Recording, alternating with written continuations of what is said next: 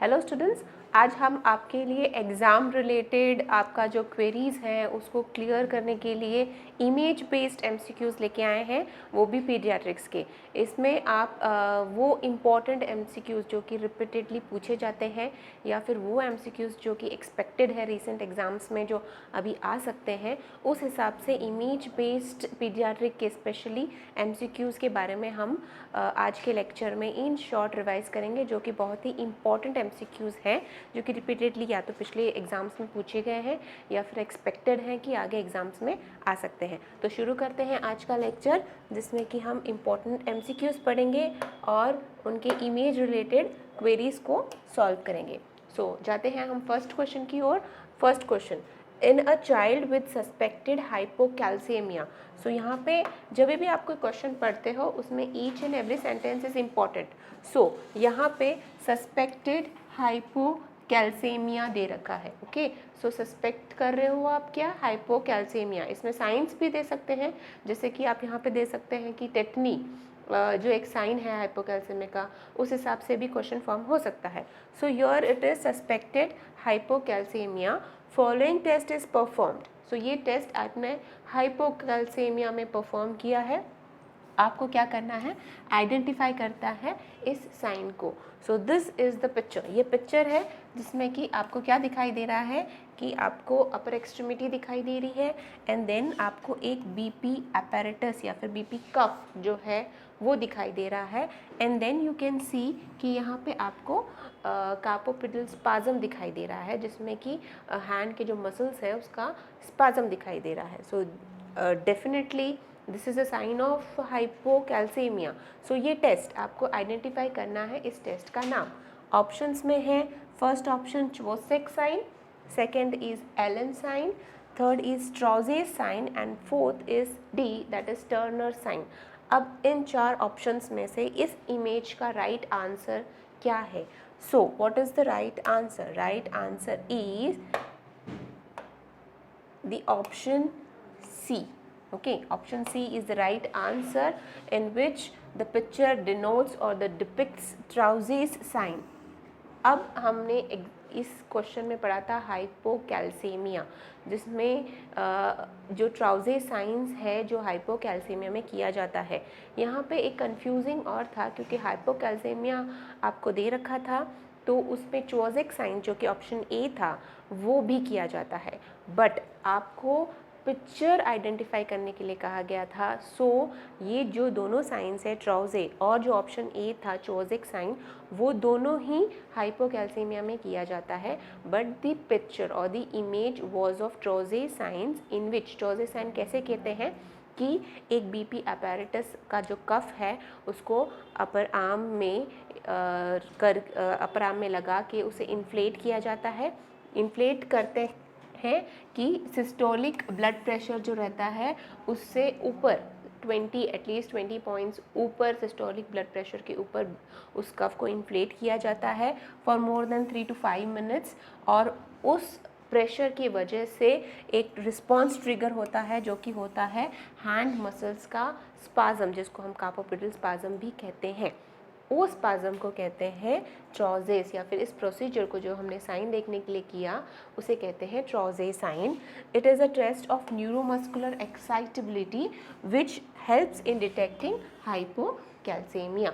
यहाँ की hypocalcaemia direct diagnosis दे रखा था। कुछ एक क्वेश्चंस में आपको डायरेक्ट डायग्नोसिस ना दे के आपको अदर उसके सिम्टम्स या फिर साइन भी दे सकते हैं, but the picture was of Trousseau sign. The other thing जो कि हमने देखा, जो फर्स्ट उसका था या फिर फर्स्ट ऑप्शन था, दैट वाज चोजेक साइन। ठीक है, अब ये चोजेक साइन क्या होता है, जैसे कि आप इस पिक्चर में दे सकते हो, चोजेक साइन भी हाइपोकैल्सीमिया में किया जाता है। That's why we are taking this picture also into consideration. यहाँ पे फेशियल मसल्स जो रहते हैं, यहाँ पे फेशियल मसल्स का ट्विचिंग होता है जब आप यहाँ पे फेशियल मसल को एंगल ऑफ माउथ और चिक का जो एरिया है वहाँ पे जब टैप किया जाता है तो जो माउथ का एंगल जहाँ बनता है वहाँ पे यहाँ पे स्पाज्म होता है। So this is also elicited in hypocalcaemia. यहाँ पे जाइगोमेटिक आर्च जो रहता है उसके और चिक के बीच में टैग किया जाता है। सो फेशियल मसल का जो स्पाज्म रहता है उसको एलिसिट जब करते हैं हाइपोकैल्सीमिया में, उसे हम कहते हैं चोजिक साइन। और जब बीपी अपैरेटस का कफ बांध के फिर उसे इन्फ्लेट करके एंड देन जब कार्पोपिटल स्पाज्म हम एलिसिट करते हैं उसे कहते हैं ट्रॉजे साइन, जो कि पिक्चर था ट्रॉजे साइन का। So the right answer was Trousseau sign. Okay, other two option which were given that was Allen test, जो कि यहाँ जैसे कि आप देख रहे हो रेडियल आर्टरी और अल्नार आर्टरी यहाँ पे ऑक्लूड की जाती है पाम पे, एंड देन जब ऑक्लूड कर लेते हैं जैसे कि फर्स्ट पिक्चर में देख रहे हो रेडियल आर्टरी और अल्नार आर्टरी को जब ऑक्लूड कर लेते हैं तब आगे जो मुट्ठी है उसको जब बंद करते हैं तो यहाँ पे पेलनेस दिखा देती है क्योंकि यहाँ पे सर्कुलेशन आपने दोनों ऑक्लूड कर लिया। देन आप क्या करते हो, अल्नार आर्टरी को रिलीज़ करते हो और सिर्फ रेडियल आर्टरी को ऑक्लूड करते हो और फिर देखते हो हाथ खोल के कि जो पाम पे जो पेलनेस आ गई थी उसके बाद वो पेलनेस चली जाती है और दैट इज़ अ साइन कि जो आपकी अदर यूनिलैटरल आर्टरीज़ जो हैं या फिर जो दूसरी आर्टरीज़ है उसके थ्रू सर्कुलेशन स्टार्ट हो गया है। So this is done in Allen's test. और जो other option that was Turner sign. Turner sign is seen in many cases. For example, it is seen in acute pancreatitis. For example, it is also seen elicited in some जब कोई type की injury हो जाती है यहाँ पे blood, it is a sign wherein blood is collected underneath, जो कि यहाँ पे पर्पलिश ह्यू या फिर ग्रे ह्यू के हिसाब से दिखाई देता है। It is in the flanks. So that is a sign of normally acute pancreatitis, that is known as Turner sign. So ये जो बाकी के दो ऑप्शन थे ये उसके हिसाब से पिक्चुरल रिप्रेजेंटेशन है जो कि आपको डिफ्रेंसिएशन में हेल्प करेगी। Now we will move forward with the next question, which is which of the following is associated with this condition। अब आप यहाँ पे कंडीशन देखो कि एक बेबी दिखाई दे रहा है and then you can see कि इस बेबी की कंडीशन क्या है। So which of the following is associated, इनमें से कौन सी एबनॉर्मलिटी जो है वो इस पिक्चर से एसोसिएट कर सकते हो। The first option you have is Turner syndrome, the option B you have is Edwards syndrome, ठीक है। C option is Patau syndrome and the option D is Down syndrome। अब आपको इस पिक्चर को ध्यान से देख के डिफ्रेंशिएट करना होगा कि इनमें से कौन सा सिंड्रोम आपको इस पिक्चर में दिख रहा है। इस पिक्चर में आपको दिख रहा है कि बेबी का जो फुट है वो अंदर की तरफ फ्लेक्स होके बाहर की तरफ मुड़ रहे हैं। So this condition is known as bowing of legs which is characteristic।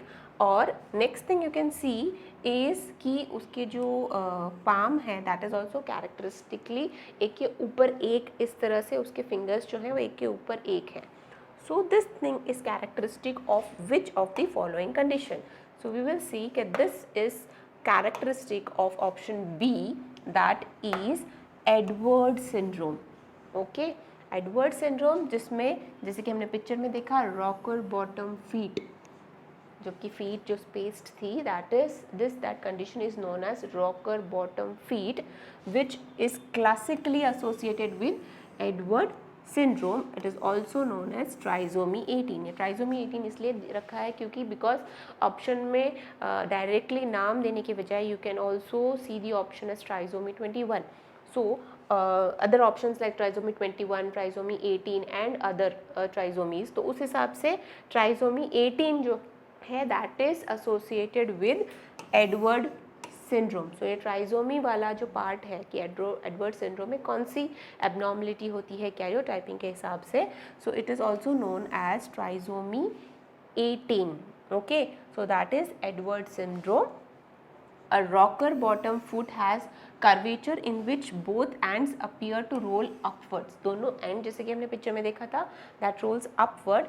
This is owing to a prominent calcaneum and a convexity of the sole of the foot। Foot में कन्वेक्सिटी आने की वजह से ये जो अंदर बाहर की तरफ जो कर्वेचर रहता है वो रहता है एडवर्ड सिंड्रोम में। So that is known as rocker bottom feet. अब अदर जो ऑप्शंस थे उनके प्रेजेंटेशन कैसे होते हैं। अदर ऑप्शंस में आपके ऑप्शंस थे टर्नर सिंड्रोम, ठीक है, Turner syndrome that is also known as 45XO, इसमें आपको कैरेक्टरिस्टिकली वेब नेक दिखाई देता है. So this is Turner syndrome that is also known as 45XO, जिसमें एक क्रोमोसोम मिसिंग होता है. सो दिस उसका रिप्रेजेंटेशन जो होगा या फिर पिक्चरल रिप्रेजेंटेशन जो होगा वो वेब नेक से कैरेक्टरिस्टिकली होगा.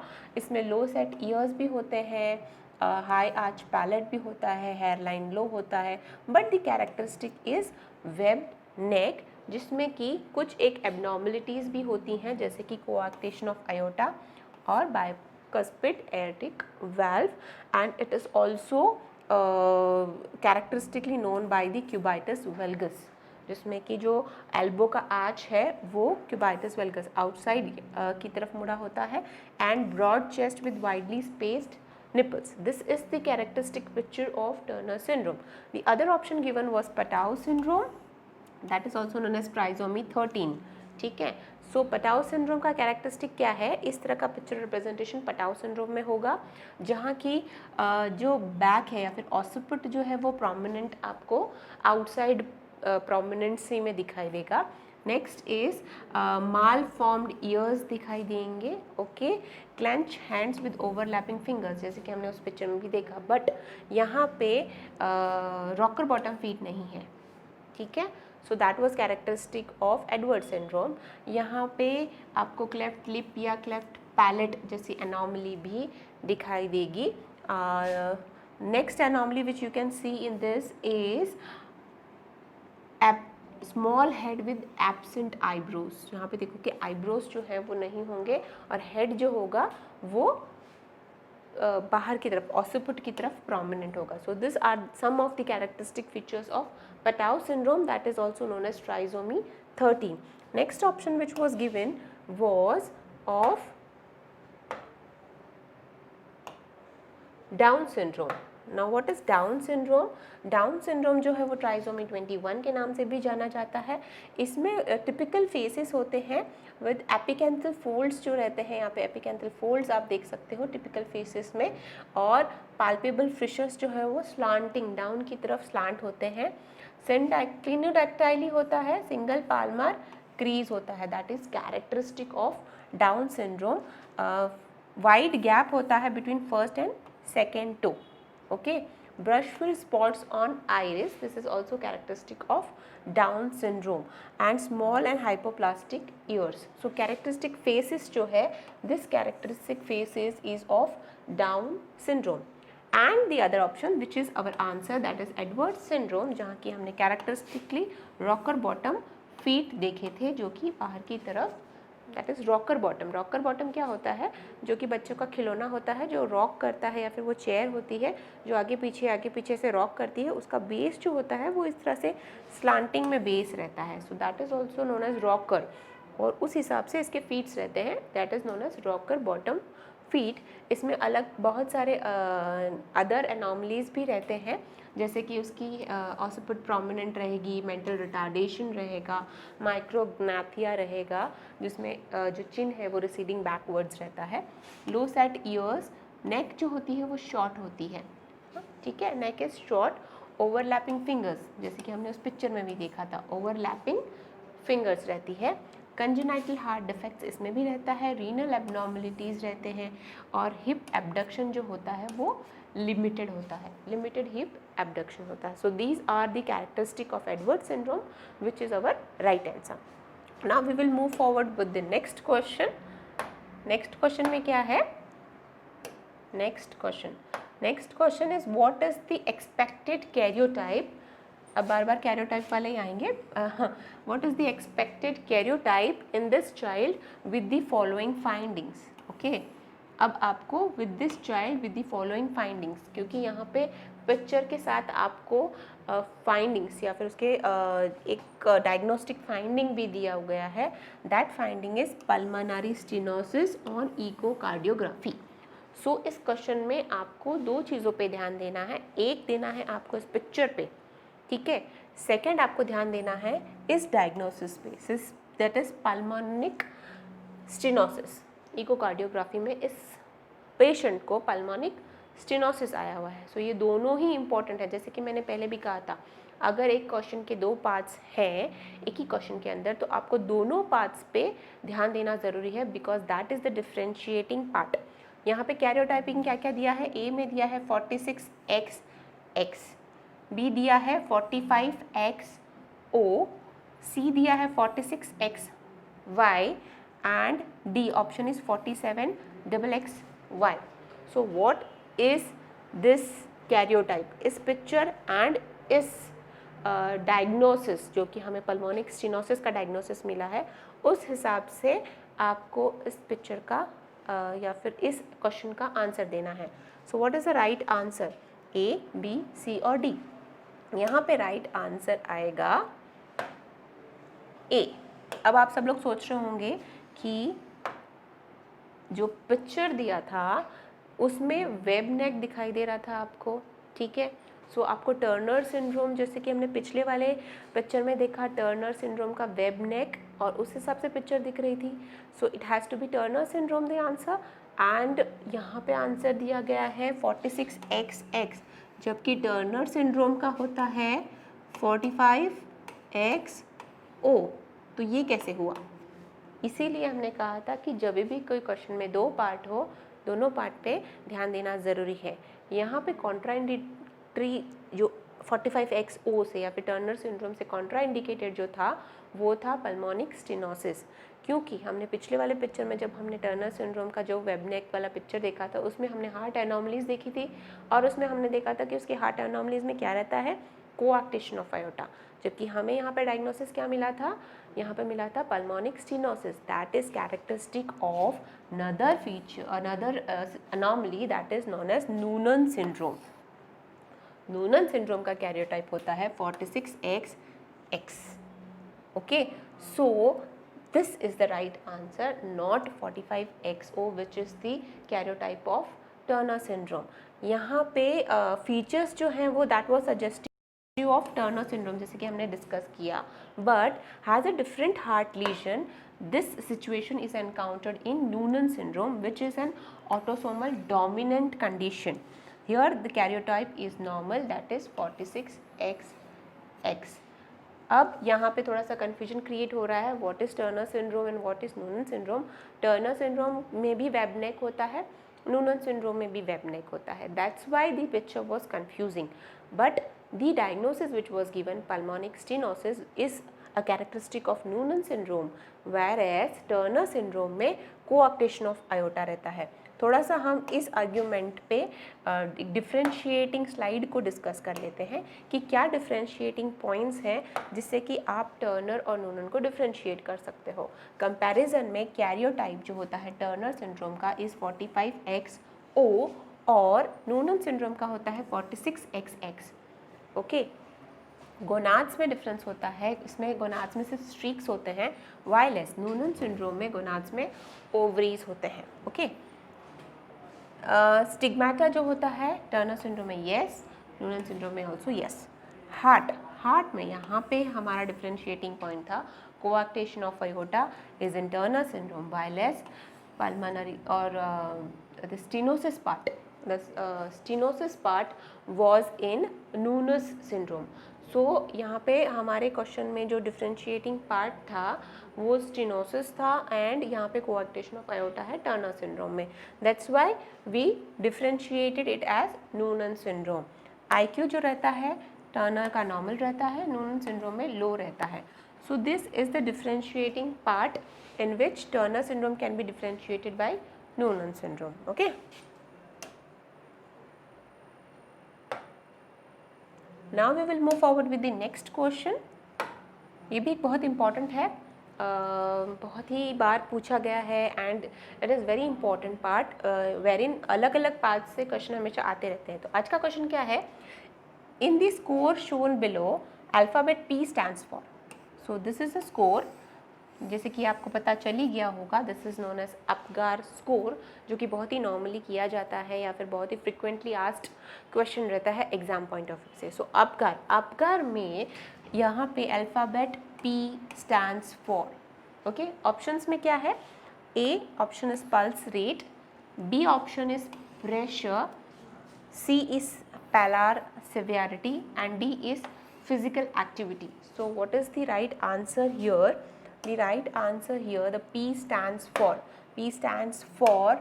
pulse rate. Okay, so P stands for pulse rate. So हम देखेंगे बाकी सारे जो अल्फ़ाबेट्स है वो क्या स्टैंड करते हैं.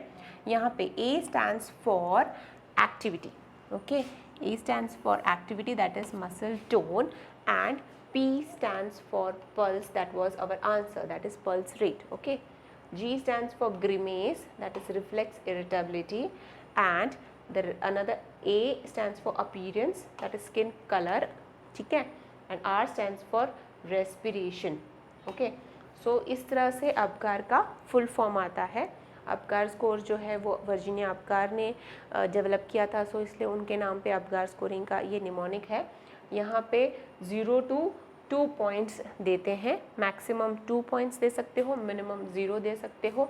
जब कोई भी एक्टिविटी एब्सेंट होती है तब आप 0 देते हो, और ये नॉर्मली जितना होना चाहिए उतना प्रेजेंट रहते हैं, so you will give the points 2. So this is how आपका score is done, and our right answer in this case is pulse rate, which stands for P.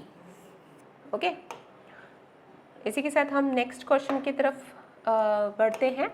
Next question क्या है? ये आपको पिक्चर दिख रही है यहाँ पे, ये बाल है. Okay, this are hairs and which sign is seen in this hair.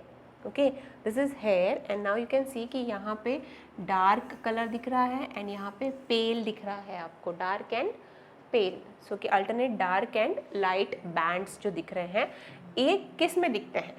ठीक है, it is seen in A kwashiorkor, B marasmus, C pellagra और D none of the above. So जैसे कि हमने डिस्कस किया, बैंड्स जो कलर बैंड्स हैं, alternate bands, that is characteristic of kwashiorkor. It is seen in kwashiorkor. ठीक है, the picture में जो बैंड्स दिख रहे थे उसको टर्मिनोलॉजी है flag sign. Okay, flag sign is the terminology given जहाँ की अल्टरनेट कलर के पेल एंड डार्क बैंड्स रहते हैं. Flag sign is the alternate bands of hypopigmented and normally pigmented hair pattern. It is seen when the growth of the child occurs in spurts. एक बार normal nutrition मिल रहा है, एक बार माल nutrition है, जो sprouts में growth हो रही है. It is seen in kwashiorkor. Other changes include depigmentation, loss of characteristic curls and sparseness over the temple and occipital region. ये हेयर रिलेटेड डिफ़िकल्टीज़ हैं या फिर हेयर रिलेटेड सिम्टम्स हैं जो कि क्वाशियोर्कर में दिखते हैं. Hairs also lose their lustre and are easily pluckable. So these are all the condition which you see in kwashiorkor, and the picture which was shown उसमें flag sign था, that is characteristic of kwashiorkor. Okay, I hope you are clear. Next is this picture. Now question क्या है इस picture को related? What of the following can be monitored using this tape? तो ये tape का आपको नाम भी पता होना चाहिए क्योंकि इस तरह से क्वेश्चन भी आ सकता है. Identify this tape. सो ये किस कंडीशन में यूज़ होती है? Okay, so this tape is used in nutritional status, assessing the nutritional status और ascites, skull growth or the height. So as you can see in this picture, this is the Shaki's tape. Very commonly asked question, Shaki's tape. So Shaki's tape क्यों use होती है? It is used for the assessment of nutritional status. Nutritional status जानने के लिए Shaki's tape use होती है. And Shaki's tape has color zones. जैसे कि हमने पिक्चर में देखा, कितने कलर्स थे? Red, yellow and green. ये कलर जोन्स क्या डिपिक्ट करते हैं? 12.5 सेंटीमीटर से अगर कम है, less than 12.5 centimetre, that is wasted. 12.5 to 13.5 it is border line, and 13.5 centimetre से ऊपर है तो normal of what? Of the mid arm और मिड अपर आर्म सर्कमफ्रेंस, जो कि उस टेप से मेजर किया जाता है. इंटरप्रिटेशन क्या होता है? अगर रेड कलर है वो बांधी जाती है टेप अपर आर्म में, और रेड कलर अगर आया the child is immediately referred, क्योंकि ये माल नरिश्ड स्टेट है. येलो कलर आया the child is at risk of acute malnutrition and should be counselled and follow up. और अगर ग्रीन कलर बैंड आया then the child is known as well nourished, जो कि उसका upper mid arm circumference जो है वो 13.5 centimetre से ज़्यादा है। So this is what Sharkey's tape is very prominently used for and very popularly used for the assessment of nutritional status of the child.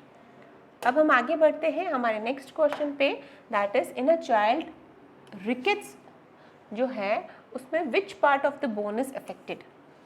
सो यहाँ पे इस चाइल्ड को रिकेट्स है और कौन सा पार्ट जो है इस बोन का अफेक्टेड है, ए, बी, सी और डी, जैसे कि आप ऑप्शन में देख रहे हो। So this is the bone जहाँ की A part, B part, C part और D part is affected. Rickets में कौन सा पार्ट अफेक्टेड है? सो यहाँ पे आपको राइट आंसर देना है, that is you can see in the red line and that is our answer, it is C. okay, C is our answer. उसको कहते हैं the physis और the epiphyseal plate जो कि growth plate है। okay, lack of adequate mineralization of growth bones results in rickets. Rickets is a metabolic disorder of growing bones. Growing bones का metabolic disorder है और ग्रोइंग बोन्स में growth plate जो होती है that is mostly affected. The most common area affected is the growth plate, also known as physis और epiphyseal plate. यहाँ पे एपीफाइसिस नहीं है, epiphysis was the distal end, so यहाँ पे एपीफाइसिस नहीं है, इट इज फाइसिस और epiphyseal plate of long bones. It should be remembered that physis and epiphysis are entirely different terms. यहाँ पे physis जो है वो growing part है and epiphysis is entirely different. Epiphysis is the bony section at the end of the long bone, जो कि last part था, that is known as epiphysis, while the physis is the growth plate itself, जो कि growth plate है red line से जो दिखाई दे रही थी हमें, that is the growing plate or the epiphyseal plate और फाइसिस, ये डिफरेंस है। सो द आंसर वॉज सी और दी फाइसिस, ओके, जो कि रिकेट्स में नॉर्मली अफेक्ट होता है। Now we will move forward with the next question. Important question है, आइडेंटिफाई करना थोड़ा सा डिफिकल्ट है, ध्यान से सुनना। Identify this deformity, okay, this deformity which is encountered in a child with rickets. Again we have a question of rickets, जो कि यहाँ पे इस डिफॉर्मिटी क्योंकि एक कैरेक्टरिस्टिक है बट ये थोड़ा सा कंफ्यूजिंग है।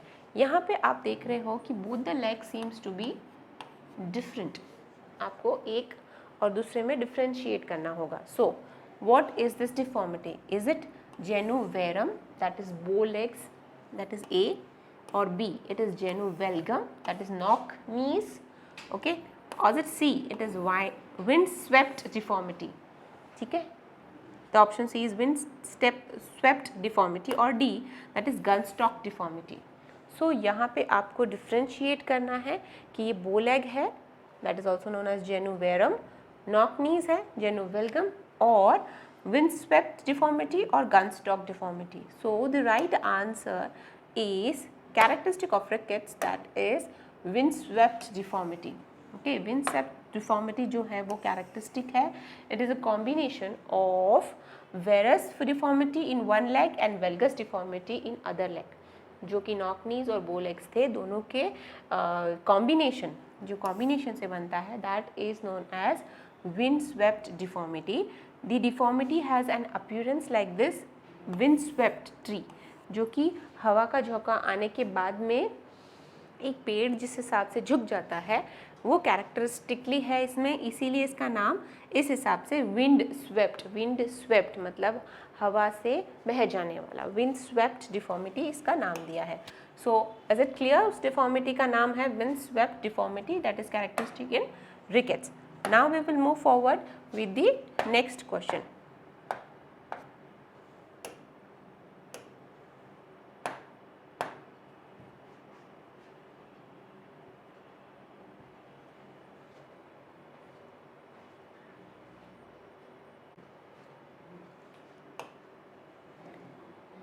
The next question here is कि इमेज में क्या प्रेजेंट है, you have to identify image shows the presence of। अब ये इमेज देख लीजिए आप, इस इमेज में आपको क्या दिखाई दे रहा है।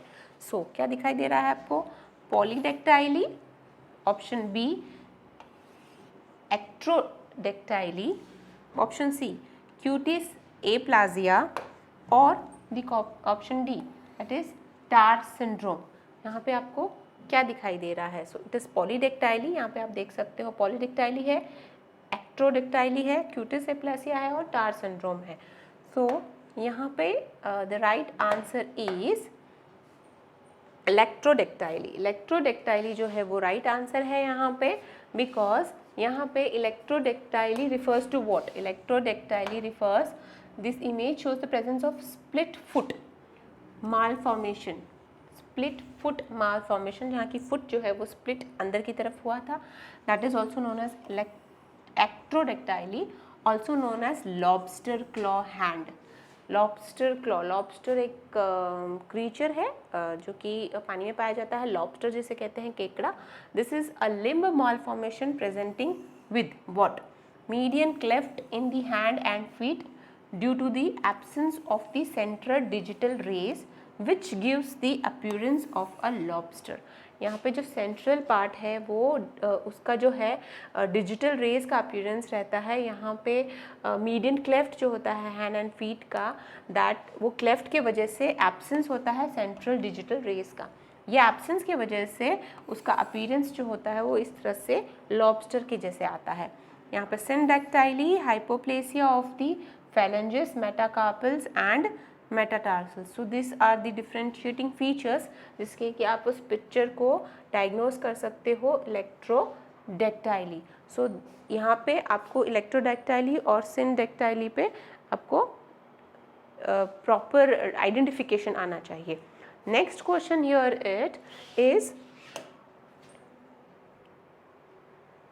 The reflex shown below disappearance by what age? ये जो रिफ्लेक्स आपको इस पिक्चर में दिख रहे हैं ये कौन सी एज पे डिसअपियर होते हैं? सो कौन सी एज में डिसअपियर होते हैं, इससे पहले आपको ये रिफ्लेक्स क्या है ये आइडेंटिफाई करना आना चाहिए. This reflex is what? It is rooting reflex. So यहाँ पे कब रिफ्लेक्स, ये रूटिंग रिफ्लेक्स डिसअपियर हो रहा है?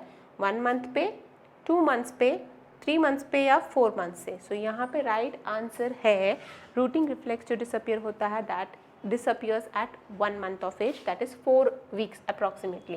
So यहाँ पे our right answer is 1 month. The reflex shown is a rooting reflex and its disappearance by 4 weeks of age, long after the baby has learned to find its mother's nipple. Because it is a primitive reflex, यहाँ पे learning सीख रहा है baby nipple को कैसे find out कर सकते हैं. So that is rooting reflex. It causes the newborn to turn head towards anything that strokes his cheeks और माउथ. कोई भी चीज़ अगर उसके चीक और माउथ पे स्ट्रोक की है तो वहाँ पे बेबी जो है अपना मुंह फिराता है. That is known as rooting reflex. Last primitive reflex to disappear is plantar grasp at 12 months. सो ये जो होता है rooting reflex, that is the first primitive reflex to disappear, and which is the last primitive reflex which to disappear? It is plantar reflex which disappear at 12 months of age. So ये एक pointer है जिससे कि आप first और last के बीच में differentiate कर सकते हो, जो कि नदर question typing variety of question में आ सकता है. सो यहाँ पे एक चार्ट के हिसाब से आप देख सकते हो first primitive reflex to appear, that is rooting reflex, that is at 28 weeks. Okay, and last primitive reflex to appear according to the age. तो यहाँ पे appearance है tonic neck reflex at 35 weeks. so ये last है और first is rooting, और rooting जो है वो ही first primitive reflex to disappear है. so it is rooting reflex which disappears at 1 month of age, और last primitive reflex to disappear is plantar grasp that disappears at 12 months of age. so ये एक छोटा सा in short आपको pointers थे कि कुछ और क्वेश्चंस जो इस हिसाब से रिलेटेड आ सकते हैं. सो आज हमने मोस्ट इम्पॉर्टेंट 10 क्वेश्चंस देखे. हम आगे नेक्स्ट वीडियो में और 10 इम्पॉर्टेंट क्वेश्चंस देखेंगे. सो इसे नोट कर लीजिए और अच्छे से याद कर लीजिए. Okay, thank you.